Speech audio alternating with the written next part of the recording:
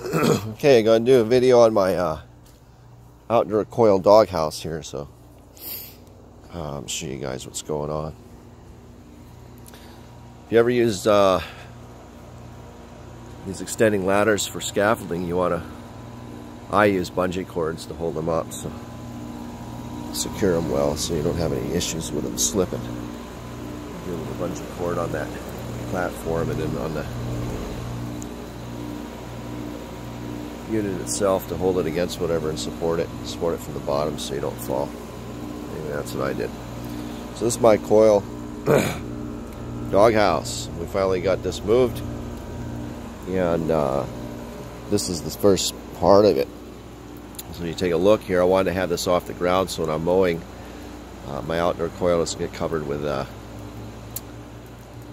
grass clippings. Got a plastic roof, sun tough, and this is all ground contact treated lumber.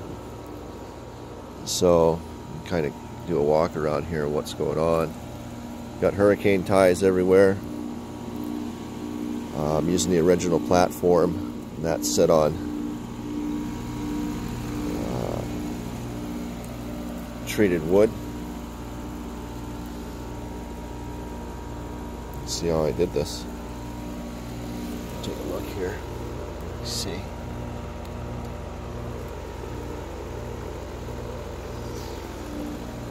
So this isn't done yet. It will be shortly, but rain kind of slowed me down.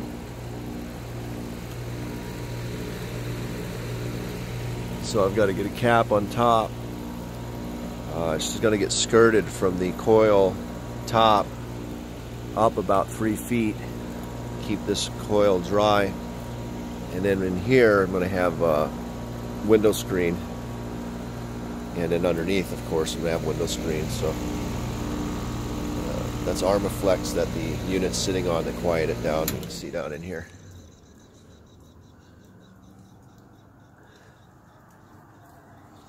And there it is.